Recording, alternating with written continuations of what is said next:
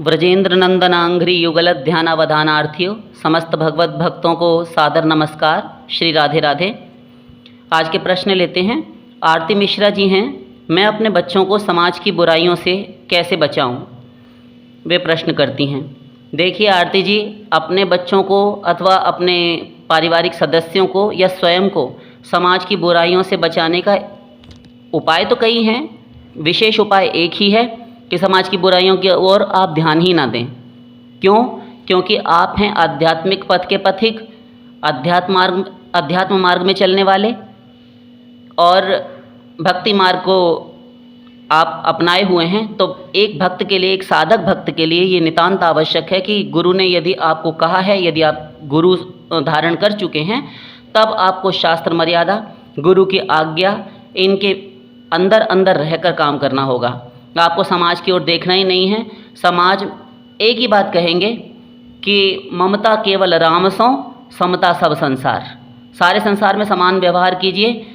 समानता का अर्थ यानी केवल सब जगह हमारे प्रभु ही हैं, उनके सिवा और कुछ है ही नहीं।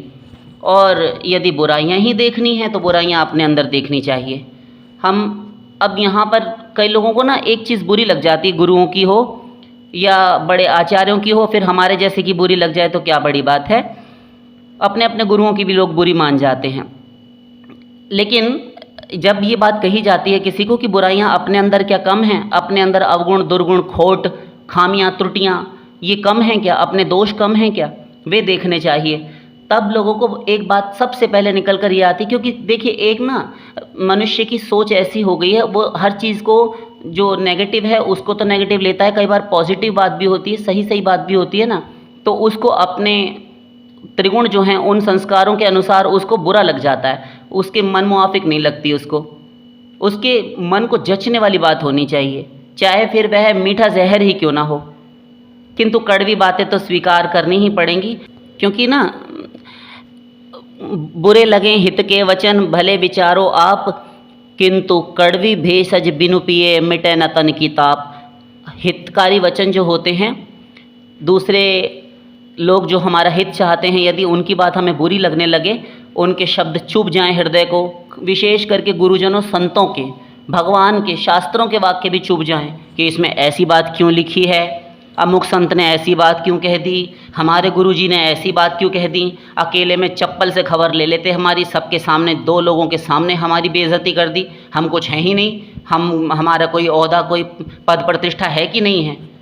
अरे तुम्हारा क्या मान सम्मान अपमान, हाड़ मांस के तुम बने हुए, घोर गंदगी शरीर में भरी, 206 हड्डियां तुम्हारे शरीर में, दिन रात गंदगी, पसीना, मलमूत्र इत्यादि से भरा हुआ यह अनित्य क्षण भंगुर शरीर 2 मुट्ठी राख हो जाना है। ऐसे इस देह को लेकर प्रतिक्षण ये परिवर्तनशील है, प्रतिक्षण बदल रहा है, मृत्यु की ओर जा रहा है, दिन रात काल के कराल गाल में पड़ा हुआ है, फिर भी इसको इतना अभिमान है कि हरि गुरु के आगे भी आंसू नहीं डाल सकता। संसार में सर्वत्र अभिमान किए रहते हैं। तो कड़वे वचन जो होते हैं वे बुरे लग जाते हैं, किंतु कड़वी औषधि भी यदि सेवन करते हैं तो वह रोग का निवारण, रोग का निदान, उसका नाश ही करती है, और रोगी को, जो मरीज है, उसे उत्तम स्वास्थ्य लाभ प्रदान करती है। ऐसे ही कड़वे शब्द जो हैं वह गुरु और शास्त्र के वचन स्वीकार कर लेने चाहिए, बुरा नहीं मानना चाहिए। तो ये अपने अंदर इतने सारे दोष हैं, ये यदि गुरु लोग कह देते हैं तो उनके अनुसार चलना चाहिए, क्योंकि भले ही हमारे अंदर ना हो, हम में भले ही ना हो, आप में ना हो, किसी में ना हो, किंतु हम भक्ति मार्ग में चल रहे हैं, तो हमें सबसे पहले ऊपर से नहीं कि चलो ठीक है उन्होंने कहा है तो अब हम मान लेते हैं, कौन सा हमारे अंदर है, नहीं, मानना पड़ेगा। सही तहे दिल से स्वीकार कीजिए, अंतस्तल की जो गहराइयों से स्वीकार कीजिए कि मैं दोषी हूँ, मैं पापी हूँ, मैं कामी हूँ, मैं क्रोधी हूँ, लोभी, मोही, अहंकारी, मैं पाखंडी, दंभाचारी हूँ। सब दोष, ऐसा कौन सा दोष है जो मुझ में ना हो।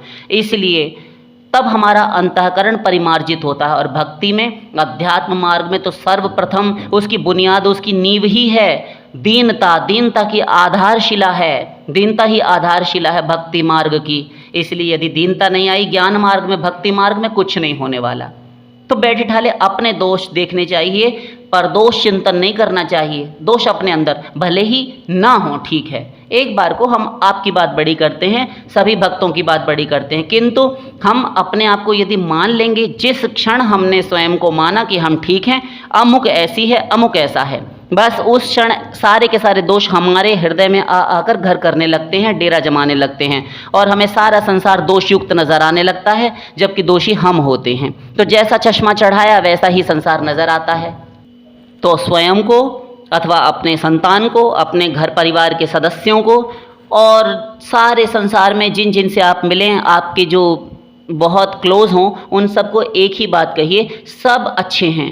हम दोष देखें तो अपने देखें, हम खराब हैं, बाकी सारा संसार अच्छा है। यदि हम ऐसा देखेंगे तो बुराइयों से बचे रहेंगे। और हाँ, एक बात और सुनते चलिए जाते जाते कि जब हम ये देखें कि कोई अमुक दोषी है, मानते हैं क्योंकि दोष तो दिखेगा, संत महापुरुषों ने भी देखे हैं, तभी तो उन्होंने शास्त्रों में उनकी बुराइयां लिखी हैं ना। गोस्वामी श्री तुलसीदास जी महाराज, देखिए पूरी रामायण में स्थान स्थान पर जो दोषी हैं, दुर्गुणों से युक्त हैं, पापात्मा हैं, उनके दोष बताए हैं गिन गिन कर, किंतु वे हृदय में नहीं आने देते। सावधान करने के लिए कहते हैं और साथ साथ उनके निवारण के लिए कहते हैं। तो आप यदि देख ही लेते हैं किसी में, तब फिर ये सोचिए कि कोई बात नहीं, संसार में 3 गुण हैं। ध्यान दीजिए, माया है ना, जब तक जीव मायाबद्ध रहेगा तब तक उसमें तीनों गुण रहेंगे, सात्विक, राजस और तामस। तो सतोगुण, रजोगुण और तमोगुण जब तक हैं, जब तक माया है तब तक ये हैं, और जब तक माया और त्रिगुण ये हैं और त्रिशरीर हैं तब तक दोष तो होंगे, पाप होंगे, अपराध होंगे। और जब तक शरीर है तो तब तक न कश्चिन्ना पराध्यति, तब तक ऐसा कौन सा पाप है, कौन सा ऐसा जीव, कौन सा प्राणी है जो अपराध और पाप ना करेगा। तो फिर हम बैठे ठाले चिंतन करना ही बंद कर देंगे कि हमें पता ही है कि तेरे भावे जो करो भलो बुरो संसार, नारायण तू बैठ के अपनो भवन बुहार। श्री नारायण जी एक महापुरुष हो गए हैं, भगवत भक्त हुए हैं, उन्होंने ये बात कही कि संसार तो भला बुरा है ही, क्योंकि अभी हमने त्रिगुणों की बात कही, तो गुणा गुणेषु वर्तन्ते, गुण ही गुण में बरत रहे हैं अर्जुन। तो कभी सतोगुणी हैं तो वह अच्छा हो जाता है, कॉमन लगने लगता है, और कभी उसमें राजसी गुण की प्राबल्यता है तो वह घोर संसार आसक्त नजर आने लगता है। और तमोगुणी है तो उसको निद्रा इत्यादि बहुत आती है, आलस से रहता है, घोर पापाचरण करता है, मांस मदिरा इत्यादि का भक्षण करता है, लोगों के मर्डर, हिंसाएं आदि करता है। तो ये इस प्रकार के हैं। तो ये गुणों के कारण ही अच्छा बुरा होता है। तब फिर एक ही बात, आप तो त्रिगुणात्मक बुद्धि से युक्त नहीं है। हाँ, माया निवृत्ति जब तक नहीं होगी तब तक साधक में भी रहते हैं, ये ध्यान रखिएगा। आप त्रिगुणातीत अभी नहीं हो गए, क्योंकि मायातीत नहीं हुए, तब फिर बच्चे कैसे चले जाएंगे जब तक उसकी अम्मा नहीं गई माया। तो हैं अपने अंदर भी, किंतु आप बहुत हद तक, काफ़ी हद तक अपना बचाव करके ले जाते हैं, समर्थ हो चुके हैं, क्योंकि आपको माया और त्रिगुणों से लड़ने के लिए एक बैटल शील्ड, एक युद्ध के लिए सुरक्षा कवच मिल गया है। आपको अस्त्र शस्त्र मिल गए हैं। अस्त्र शस्त्र क्या? ये नाम जप, भगवद आराधन, सत्संग, श्रवण, कीर्तन, मनन, भगवत सेवा, उपासना, भगवान का हार श्रृंगार, भोग लगाना, श्रवणम कीर्तनम विष्णु स्मरणम पाद सेवनम अर्चनम वंदनम दास्यम सख्यम आत्मनिवेदनम नवदा भक्ति। इस प्रकार इन सारे अस्त्रों से आप माया पर प्रहार करते हैं। माया इतना परेशान आपको नहीं कर पाती, चलाती है बाण, कभी कुछ लग भी जाता है तो कभी काम भी हो जाता है, कभी क्रोध भी हो जाता है, सब कुछ होता है। किंतु हे उद्धव, जो मेरी भक्ति में लगा हुआ है ऐसा साधक वह बड़भागी जीव प्रायः मेरी दिनों दिन बढ़ने वाली प्रगल्भ भक्ति के कारण प्रायः विषयों से परास्त पराभूत नहीं होता, पराजित नहीं होता। कभी कभार वह संभाल कर ले जाता है, फिर और भजन बढ़ाता है, क्योंकि तत्वज्ञान तो जानता है मैंने ये बदतमीजी कर दी, गुरुदेव ने मुझे आज्ञा दी थी, उनकी गलती नहीं है, फिर वे डांटेंगे तो सही डांटेंगे, इसलिए मैं ही बदतमीज था, मैं ही गधा था, मैंने ही गलत बात कर दी। अब नहीं, उनको दुख नहीं होना चाहिए। जितनी साधना मैंने की मेरा भी नुकसान होता है, उनको भी दुख होता है, फिर कड़ाई से साधन करता है तो फिर जीत कर ले जाता है। तो प्रायः विषयों से पराभूत नहीं होता, कई बार जीत लेता है, जीतते जीतते एक दिन सदा को जीत लेता है। तो हम बैठे ठाले पर दोष चिंतन ना करें, दूसरों को देखें ही ना, अपनी संतानों को, स्वयं को उनसे बचा कर रखें, ये कर सकते हैं। क्योंकि सब ने कहा, महापुरुषों ने भी कहा, ग्रंथों ने भी कहा, ऐसे लोगों से उदासीन हो जाना चाहिए। उदासीन, न्यूट्रल, यानी न प्यार हो न खार हो, न राग हो न द्वेष हो, दोनों में से एक भी नहीं होना चाहिए। अजी ठीक है द्वेष ना हो किंतु प्रेम से तो नहीं, दोनों का कर्ता मन है। एक ही मन है, अब लगाना है प्रियालाल में, अपने भगवान राम में, अपने श्री हरि में, अपने आराध्य देव में, और वह एक मन एक समय में एक कार्य कर सकता है। अब या तो आप उसे राग द्वेष पूर्वक सांसारिक लोगों में लगा सकते हैं या अपने हरि गुरु स्मरण में लगा सकते हैं। अब आप सोचिए, हाँ तो क्या करें? उदासीन हो जाइए, न्यूट्रल, बिल्कुल उदासीन, बुरा भी नहीं अच्छा भी नहीं, कुछ नहीं, बिल्कुल उनसे दूर रहना चाहिए, ये शास्त्र की आज्ञा है। तब अपना रक्षण परिरक्षण करने में आप समर्थ होंगे, यही उपाय है। बाकी एक चीज़ और, बहुत सख्ती से सोशल मीडिया बिल्कुल बंद कर दीजिए, किसी भी चैनल पर मत जाइए, भड़कीले थंबनेल्स मत देखिए, आधी कहानी झूठी होती है, मिर्च मसाला लगाकर बोलते हैं और दुनिया भर का सब कुछ सारी दुनिया में हो रहा है, आग लगी पड़ी है संसार में, आप देख तो रहे हैं, जानते हैं। अब तक आपने जितनी खबरें देखी, आपने अब तक जो जो कुछ देखा सुना, इन थंबनेल्स को देख देख कर पढ़ कर क्या हुआ? आपने देखा, उतना आपका डाटा खर्च हुआ, आपका समय भी लगा, उतनी देर में आप एक माला कर सकते थे, नाम जप कर सकते थे, साधना कर सकते थे, भगवान के आगे बैठकर दो आंसू भावपूर्ण हृदय से डाल सकते थे, निचोड़ सकते थे आंखें अपनी, नहीं किया। हमने कुसंग किया। क्यों? मायाबद्ध जीव हैं, मायाबद्ध कार्य कर रहे हैं, पाप कर रहे हैं, राग द्वेष से युक्त सतोगुण, रजोगुणी और तमोगुणी, ये तीनों प्रकार के ही काम कर रहे हैं, और जब तक मायाबद्ध है तब तक पाप होगा। ऐसे लोगों की वीडियोस आप देख रहे हैं, ऐसे लोग ये हॉलीवुड बॉलीवुड देखते हैं या फिर व्लॉग्स देखते हैं, इन्हीं में तो समय नष्ट करते हैं ना। ये सब सख्ती से बंद कर दीजिए, जितना समय बचे उसको भगवान में लगाइए। नहीं होता, आंखें बंद करके चुपचाप सो जाइए, किसी के पास ना उठिए ना बैठिए, दरवाज़ा बंद करके रहिए, तब आप बचाव कर ले जाएंगे। यही उपाय है, इस प्रकार से जीत लेता है। इसीलिए विविक्त सेवी लघ्वाशी भक्तिमान यस समय प्रिय, भगवान कहते हैं अकेला रहने वाला हो मेरा भक्त। साधक जो होता है विविक्त सेवन करने वाला हो, एकांत प्रिय होता है। क्यों? किसी से दो भी होंगे तो लल्लो चप्पो होगी, बातचीत होगी, इसलिए रखे ही ना किसी से, आंखें झुकाकर बात करे, किसी से बात ही ना करे। काम की बात हो, सत्संग की बात हो, खूब बोले, भगवत संबंधी ईश्वर चर्चा जो भी हो, सारी सत्संग संबंधी बातें करे, खूब बोले, कौन मना करता है? उससे हट के वो ऐसा है कि वैसा है कि हम वहाँ गए थे कि आज सुना है तुमने क्या, वो पड़ोसन है ना, अरे वो उसकी सीमा की लड़की भाग गई है, अरे वो तो थी ही कैरेक्टरलेस, बस शुरू हो गया। और क्या बनाया खाना? मैंने आज छोले और चावल बनाए थे, बच्चे जिद कर रहे थे, और तो आपका खाना बन गया? हाँ हो गया। नहीं बना तो तुम बनाया हो जाके, और काम हो गया आपका। मतलब कुछ भी पूछते रहते हैं, अरे घर का काम है सबके, तुम्हारे भी घर में उसके भी घर में, क्या अनोखा होता है? लेकिन पूछना है, पता नहीं क्या मिल जाता है, टाइम पास करते रहते हैं पूछ पूछ कर। तो ये सब फालतू की बातें हैं, ये व्यर्थ की बातें हटाइए इनको। भजन करना है आपको, सहना पड़ेगा, आपको ये सब छोड़ना पड़ेगा, नहीं छोड़ सकते, कभी नहीं प्राप्त कर सकते, यही उपाय है। सारे दुर्गुणों को निकाल फेंकिए, बिल्कुल शुद्ध शुद्ध, जैसे सब्जी मंडी में जाते हैं, बाजार में फ्रूट्स चुनते हैं आप रेडी ठेला वाले से, तब आप एक एक टमाटर, एक एक आलू, एक एक सब्जी देख देख कर चुनते हैं। और जो अगर वो भड़कने लगे, अरे मैम साहब, अरे साहब ये ऐसे नहीं देंगे, हम इकट्ठा भरेंगे, अरे तो पैसे भी तो तुम खरे खरे ले रहे हो, 40 रुपये किलो तुम टमाटर दे रहे हो, तो हम तो छांट कर ही लेंगे। अब वह ज़्यादा जिद करे तो उसकी दुकान छोड़कर आप दूसरे से लेने लगते हैं। तो क्यों जी? आपको ख़राब चीज़ पसंद नहीं ना, तो जब खाने में ख़राब चीज़ पसंद नहीं और आपकी आत्मा का सत्यानाश मारे दे रहा है कोई अड़ोसन पड़ोसन, कोई घर का संबंधी, और अपनी आत्मा जिसको दिए दे रहे हो, वहाँ आपको बिल्कुल परवाह नहीं। इतनी गफलत, इतनी बेपरवाही, ये लापरवाही नहीं होनी चाहिए। आत्मा के संबंध में तो विशेष रूप से आपको सावधान रहना चाहिए। तो इस प्रकार से बचाव आप कर सकते हैं। अगला प्रश्न लेते हैं। राधावेश जी हैं, हम किसे साधना सिद्ध और कृपा सिद्ध कह सकते हैं? आज के युग में ऐसा कहते हैं कि कोई भी साधना सिद्ध नहीं हो सकता, कृपा सिद्धि ही ज़रूरी है। इस बात पर कृपया प्रकाश डालिए। देखिए, साधना सिद्ध और कृपा सिद्ध, ये कृपा सिद्ध आज के समय में बहुत कम होते हैं, ऐसा हमें नहीं लगता। बहुत रेयर हो भी सकते हैं, चांसेस हैं, असंभव नहीं हैं, कठिन अवश्य है, दुर्लभ है। रही बात कि आज के युग में, आज का युग क्या, आज का युग क्या होता है? इन्हें गिने 4 ही तो युग हैं, तो कलयुग चल रहा है, सीधा सीधा कहिए ना। आज के युग में ऐसा कहते हैं कि कोई भी साधना सिद्ध नहीं हो सकता, कृपा सिद्धि ही ज़रूरी है। तो कृपा सिद्धि से आपका क्या अभिप्राय है? कृपा सिद्धि से आपका जो अर्थ है वह जहाँ तक हम लगा रहे हैं तो वह यही है जहाँ तक हमको समझ में आ रहा है। आप देखिए क्या हम सही बता रहे हैं? देखिए, कृपा सिद्धि से आपका अभिप्राय ये हो सकता है कि किसी के गुरु ने, किसी महापुरुष संत अथवा कोई भी कारक पुरुष ने, अवतारी पुरुष ने कृपा कर दी और वह भगवत प्राप्ति करके बैठ गया ठाठ से, है ना।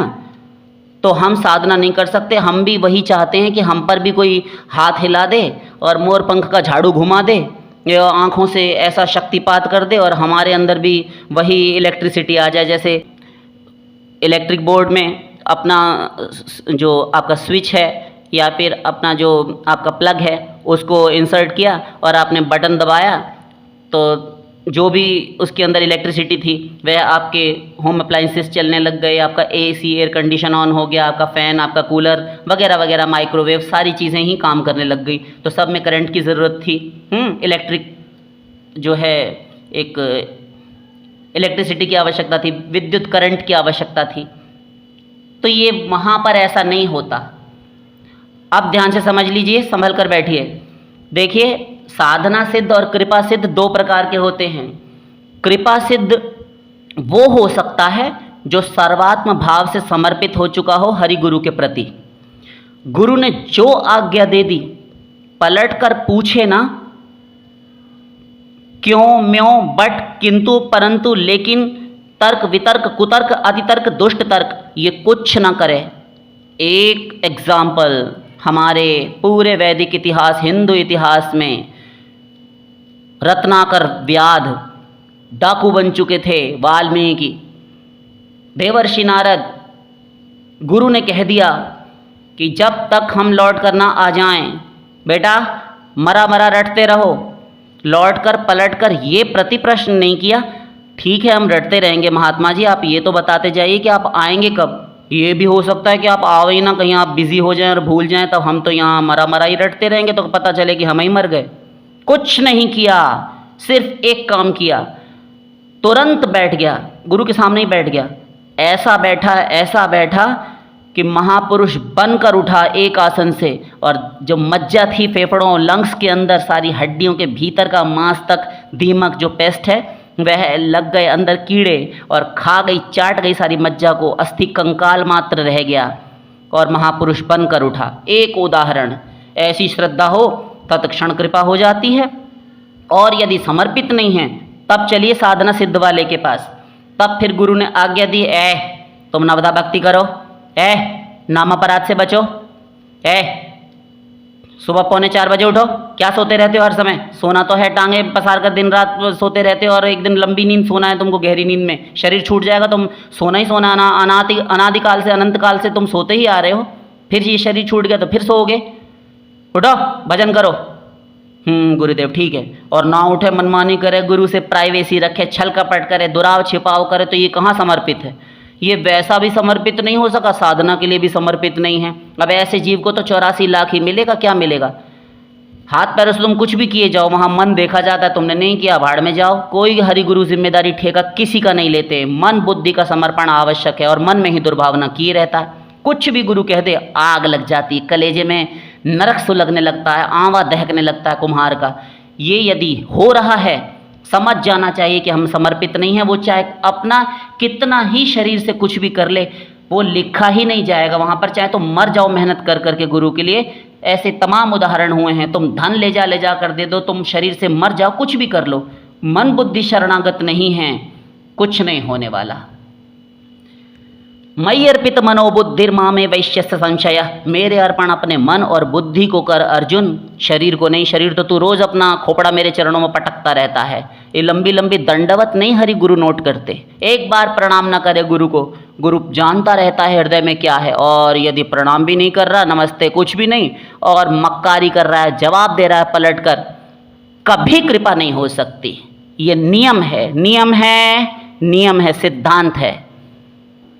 तो साधना सिद्धि जो होती है, साधना सिद्ध, गुरु ने कहा ऐसे ऐसे उठो, इतने बजे स्नान करो, मंगला करो, आरती करो, हार श्रृंगार करो, ठाकुर जी को भोग ऑफर करो, इतना नाम जप करो। तुम्हें दिन भर में 1 लाख यदि तुमने नाम नहीं जपा तो सोच लेना वो झापड़ देंगे कि तुम्हारा दिमाग सही हो जाएगा, होश ठिकाने कर देंगे। ठीक है गुरु जी। और एक मक्कारी करता है, और गुरु जी ने पूछा, साधना कैसी चल रही तुम्हारी? बहुत मटर गश्ती करते हो, हवा हवाई डोलते हो, गुरुजी हम तो रोज़ 64 माला करते हैं और 64 नाम भी नहीं लेता, अभागा और झूठ बोल गया, स्पष्ट झूठ। और साथ साथ कहता रहता गुरुजी से आप तो सर्वज्ञ हैं गुरुजी, आप तो अंतर्यामी हैं। और गुरु को बता, सोचिए यदि अंतर्यामी हो ही गुरु, वास्तव में मान लीजिए हो अगर, तो उसको कितना दुख होता होगा कि अभागा मेरे मुंह पर ही कहता है कि आप सर्वज्ञ हैं, आप तो सब जानते ही हैं, और फिर भी स्पष्ट क्लियर कोरा सफ़ेद झूठ बोलता जाता है। तो ये एक हरि और एक गुरु, ये भगवान और गुरु ही हमें मिले हैं झूठ बोलने के लिए। त्वमेव माता च पिता त्वमेव बंधुश्च सखा त्वमेव विद्या द्रविणम त्वमेव सर्वम मम देव देव। प्रपन्न गीता, ये श्लोक इतना पॉपुलर है, बच्चा बच्चा पढ़ता है। और त्वम एव, हर जगह पर त्वमेव आया कि आप ही मेरी माता हैं, आप ही मेरे पिता हैं, आप ही धन हैं, आप ही बुद्धि हैं, आप ही विद्या हैं, आप ही ज्ञान हैं, और सर्वम, आप मेरे सर्वस्व हैं। किंतु जो भी जिन का नाम इस श्लोक में लिया गया है वो सब संसार में मान रखे हैं भगवान से झूठ बोल रहा है। यानी हम भगवान के सामने भी खड़े होकर झूठ बोलने में हमें लज्जा नहीं आती। इतने निम्न स्तर पर गिर चुके हैं हम, इतने नराधम, इतने नीच, आतताई, पापी, क्रूर कर्मा हैं। हमारा हृदय फट जाना चाहिए लेकिन नहीं फटता। इसका अर्थ है कि हम घोर पापी हैं, निंदनीय हैं, हम ऐसे हैं, हम इतने एहसान फरामोश, इतने कृतघ्नी हैं, हमारा मुख देखने में भी पाप लगता है, ऐसे हैं हम। हरि गुरु से भी, जिनसे हमारा कल्याण होना है, जो हमें इस माया यंत्र में पीड़ित देखकर हमारे हित के लिए उन्होंने शरीर धारण किया, और वे साक्षात भगवान ही गुरु का शरीर धारण करके आते हैं। और वे जो अकारण करुणा वरुणालय, वे सद्गुरु और वे हरि ही ऐसे हैं जो हमें अंधकार से निकालने के लिए आए हैं। इस भव सागर में हम गोते खा रहे हैं अनादि अनंत काल से, और हम उन्हीं गुरुओं को डुबोते रहते हैं, उनको गला फाड़ने पर मजबूर करते हैं, अपराध पे अपराध करते हैं, उनका हृदय दुखाते हैं, नाम अपराध करते हैं, कितना कष्ट देते हैं एक गुरु को हम। इसीलिए कहा गया हमारे गौड़ीय में, संप्रदाय में, कि कभी गुरु बनना ही नहीं चाहिए, शिष्य बनाना ही नहीं चाहिए। बहु शिष्यकरण के लिए मना किया है। बहुत सोच समझ कर 1-2 शिष्य हैं काफ़ी है। किसी को दीक्षा नहीं देनी, किसी को गुरु शिष्य नहीं बनाना, किसी का गुरु बनने का शौक ही नहीं पालना, सख्ती से नहीं बनना। तो आप समझ गए होंगे, साधना सिद्ध वो हो सकता है जो गुरु की आज्ञा माने, सही सही साधना करे, और एक दिन जब भाव भक्ति पर पहुंचेगा तब कृष्ण प्रेम प्राप्त होगा, यदि सही सही समर्पित भाव से लगा है। और एक ऐसा जो साधना इत्यादि नहीं करता, घोर, जिसको भजन में मन नहीं लगता, किंतु गुरु का ही स्मरण इत्यादि करता है, गुरु का ही चिंतन करता है, उसका सब कुछ गुरु है, गुरु ही भगवान है, गुरु ही माता पिता है, उसका सर्वस्व गुरु, वो सांसें ही गुरु में लेता है। यदि ऐसी गुरु निष्ठा किसी में आ गई, ऐसे भी हो चुके हैं संत, ऐसे भी साधक हो चुके हैं जिन्होंने केवल गुरु की आराधना से वैकुंठ और महारास इत्यादि सब कुछ प्राप्त कर लिया था। श्री कृष्ण बहुत प्रसन्न होते हैं ऐसे पर, क्योंकि मेरी सेवा, मेरी पूजा, मेरी भक्ति उपासना से श्रेष्ठ है गुरु की सेवा। यदि तूने गुरु आराधन कर लिया, गुरु संतुष्ट हो गया, तो बस सब कुछ मिल गया। यस्य प्रसादात भगवत प्रसादो यस्य प्रसादात न गति कुतोपि। आया, तो जिसके प्रसाद से भगवत प्रसाद प्राप्त होता है, जिसकी कृपा से भगवत कृपा मिलती है, और जिनके अप्रसाद यानी जिनके रूठने से भगवान रूठ जाते हैं, ऐसे गुरु से खिलाफत करके न गति कुतोपि, कहीं पर भी गति नहीं मिलती उसको। इसलिए तस्मात् सर्व प्रयत्नेन गुरुमेव प्रसादयेत्, इसीलिए सब प्रयत्नों से केवल और केवल गुरु को ही संतुष्ट करना चाहिए। गुरु के मुख को चातकी वृत्ति से देखते रहना चाहिए। देख देख कर विभोर होकर हम इस आज अपने हृदय की बात खोल कर रख ही दे रहे हैं। गुरु को जब देखें, गुरु को हम जब सोचें, तो बस उनकी कृपा शक्ति, उनकी करुणा ही हमें स्मरण आए। कभी नाम अपराध नहीं होगा। ये आए कि बस इनको ही देखता रहूं, इन्हीं के चरणों में मेरी दृष्टि लगी रहे, मैं इन चरणों में पड़ा रहूं, इनके चरणों के पगतली की धूल बना रहूं, रज बना रहूं। बस बिना कारण कृपा करने वाले कितना कष्ट सहते हैं मेरे लिए। ये प्रत्येक माने, चाहे 10,000 हो शिष्य, प्रत्येक अपने अपने लिए माने, किसी के और ना देखे, केवल ये सोचे कि मेरे ही हैं, मेरे ही हैं, मैं इनका हूँ। केवल अपने आप सबका त्याग हो जाता है, और गुरुकरण सही सही अब हुआ। नाम अपराध, बुद्धि लगाना सब समाप्त हो जाएगा। संत अपराध नहीं होगा, महत अपराध नहीं होगा कभी गुरु के चरणों में। बस, और जब जब गुरु को देखें, आंखें डबडबा आएँ, अश्रुपूरित सजल नेत्र हो जाएं, आंसू इस कदर आए कि अकेले में बैठा चिंतन कर रहा है गुरु के विषय में, तो रो रहा है, फूट फूट कर रो रहा है कि केवल वो देना ही देना जानते हैं, लेना कुछ नहीं जानते। मैं ही अभागा नहीं समझ पाया, कभी अपराध नहीं करेगा वह। किंतु हम जब तक दोष देखेंगे हमारा हृदय गुरु के प्रति पिघलेगा नहीं, यही नाम अपराध कराता रहता है। तो साधन सिद्ध वे होते हैं जो साधना करके गुरु के अनुगत्य में तब सिद्ध होते हैं, और कृपा सिद्ध वे होते हैं जो केवल गुरु को ही मानते हैं। गुरु कब उन पर शक्तिपात कर दे, उसका शरीर दिव्य होता जाता है। सहज ही उस शक्तिपात को सहन करने की, धारण करके ले जाने की शक्ति उसमें होती है, और वह सहन कर लेता है। ऐसे ही सीधा सीधा यदि वास्तविक भगवत प्राप्त महापुरुष, ध्यान दीजिए, भगवत प्राप्त महापुरुष यदि है, सिद्ध गुरु है, और यदि उसने सहसा आपके ऊपर अकस्मात, जैसे गई हुई इलेक्ट्रिसिटी है, लाइट घर में गई है, अचानक आ जाए, इस प्रकार से शक्तिपात कर दे, साधक का शरीर फट जाए उसी क्षण, पाउडर बनकर उड़ जाए, हड्डियों का बुरादा तक ना मिले, सुरमा ना मिले, ऐसा होता है वह भयंकर भगवत प्रेम जो है, कृष्ण प्रेम, सीधे सीधे गुरु शक्तिपात के माध्यम से नहीं दे सकता। वह यदि पूर्ण समर्पित है, वह अंतर्यामी होते हैं, सर्वज्ञ होते हैं, वे जान लेते हैं किसका अंतःकरण कितनी लिमिट में परिमार्जित विशुद्ध हुआ है, तब शक्तिपात गुरु करता है।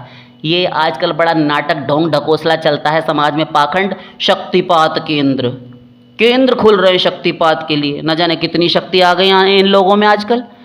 तो इस जगह जगह चल रहा है, व्यापार बना लिया है। शक्तिपात गुरु तब करता है जब पात्र देखता है, और नहीं तो साधना करवा कर उसको पात्रता लाता है, उसके अंदर उसको पात्र बनाता है, तब शक्तिपात करता है। तो दोनों ही प्रकार से गुरु कृपा ही करता है। और आप किसको कृपा साध्य मानते हैं, कृपा सिद्ध मानते हैं? दोनों ही बातों में कृपा है, ये ध्यान रखिएगा, मूल में कृपा ही है। क्यों? सहज हम गुरु के प्रति समर्पित हुए तो गुरु कृपा करेंगे ही करेंगे कि इतनी सेवा करता है। वे वहाँ से पैरवी कराकर सारा भवबंधन कटवा देते हैं कि हे श्यामा ठाकुरानी, हे किशोरी, हे राधा रानी, हे श्याम सुंदर, हे प्रियतम, हे मेरे प्रभु, हे नाथ, बड़ी सेवा करता है, मैं अभागा, मैं नीच, इस लायक नहीं। देखिए महापुरुष कैसी प्रार्थनाएं करते हैं, बहुत सेवा करता है, मैं इस योग्य नहीं। किंतु देखिए, जब हम गुरु की सेवा करते हैं ना, मन वचन कर्म से, शरीर से, मन से, वाणी से, किसी भी प्रकार से, तो वह सारा का सारा जो गुरु का भजन है उसके अंतःकरण में अपने आप प्रवेश करता है। गुरु नहीं देता, अपने आप जाएगा, क्योंकि गुरु का अंतःकरण पिघल रहा होता है हमको देखकर। जब हम गुरु के प्रति करेंगे ना कुछ भी, उसका अंतःकरण पिघला। यदि गुरु का किसी संत का हृदय पिघला हमारे प्रति, उसका भजन, उसके भजन की शक्ति हमारे भीतर, आज से आप परीक्षा करके देखना शुरू कीजिए, आपको अपने आप भजन में मन लगने लगेगा, भगवान का स्मरण चिंतन सहज होने लगेगा। ये लिख कर रख लीजिए, भगवत प्राप्ति तक काम देगा। यदि गुरु मिल गया है भगवत प्राप्त, तो उसके प्रति समर्पित रहिए, मन वचन कर्म से एकनिष्ठ रहिए उस गुरु के प्रति समर्पित होकर। और जैसे जैसे वह आपकी सेवा देखेगा, हर प्रकार से आपको समर्पित देखेगा, उसका हृदय पिघल कर एक और बहने लगेगा, आपके प्रति इतनी करुणा दृष्टि हो जाएगी। अभी तो साधक को रोने के लिए हम कह रहे थे, किंतु अब वह गुरु रो रहा होता है पीछे से कि कितना सेवा करता है, उस गुरु का भजन आपके अंदर प्रवेश करता है। तो ये होता है कृपा सिद्ध, समझ गए। और साधना सिद्ध वे होते हैं, जैसा हमने बताया, वे यदि समर्पण नहीं कर पा रहे, शुरू में बुद्धि लगाता है, आदौ श्रद्धा ततः साधु संगोत भजन क्रिया इत्यादि, तो ये तो अनर्थ निवृत्ति होगी इसकी, ये होगी, धीरे धीरे चलेगा। तो वह भी गुरु कृपा ही तो कर रहा है, काट छांट कर अंदर हाथ लगाए रखता है कुम्हार की तरह, और ऊपर से चोट मारता है। अंदर करुणा है, ऊपर से कठोरता का व्यवहार करता है। तो ये भी कृपा ही तो है, ये भी कृपा ही है। सुनार ने यदि स्वर्ण को उसका मैल दूर करने के लिए, उसको परिष्कृत शुद्ध करने के लिए, निखारने के लिए यदि अग्नि में डाल दिया, स्प्रिट लैंप से तपा रहा है, तो वह स्वर्ण को भस्म नहीं करना चाहता, उसको आभूषण के रूप में उसकी गढ़ाई करके उसको गढ़कर आभूषण बना देना चाहता है। क्यों? ऐसा ही एक टुकड़ा रहेगा तो उसका कोई काम नहीं, यूजलेस है। और जब सुंदर हार, मुद्रिका, अंगूठी, मांग टीका, झूमर, कुंडल, कर्णफूल, बैंगल्स, चूड़ियाँ, ये कंगन इत्यादि बन गए, तब सौभाग्यवती नारियां पुरुषों के सौंदर्य में चार चांद लगाता है और स्वयं भी सुंदर लगता है। कितना सुंदर आभूषण है, देखकर मोहित हो जाते हैं। धारण तो आप बाद में करते हैं, पहले तो शोरूम में देखते हैं कैसा सुनार ने बनाकर लगा रखा है, अमुक अमुक सोने का आभूषण, तो उसकी भी सुंदरता बढ़ती है। तो ये निखारी तो रहा है सुनार। गुरु सुनार, लुहार और कुम्हार, इन तीनों से उपमा दी जाती है इसीलिए गुरु की, क्योंकि तीनों ही गढ़ाई करते हैं, जलाते हैं लोहे को, कुछ बना देते हैं, जलाते हैं स्वर्ण को, तपाते हैं, कुछ बना देते हैं। भीतर हाथ लगाता है, ऊपर से ठोंकता है, चोट करता है, तपाता है आवे में, और परोपकार के लायक उसको बनाकर खड़ा कर देता है समाज की सेवा के लिए, घड़े को, मटके को, कि जा अब तुझ में शीतल जल ठहरेगा और तो दूसरों के तप्त से तपाए हुए जो हृदय हैं उनके हृदय को शीतलता देगा, ठंडा जल देगा, उनके हृदय की प्यास बुझाएगा, उनके कंठ को तू तर करेगा, उनके प्राणों में एक जीवनी शक्ति का संचार करेगा। तब तो वह मटका कर पा रहा है कुछ खुद स्वयं ही ना बन पाए, कच्चा ही रहे और तपने के लिए तैयार नहीं, तो क्या वह घड़ा बनेगा? तो दोनों में ही कृपा है, प्रश्न ही आपका गलत था, सही हमने किया है। धन्यवाद दीजिए। शेष फिर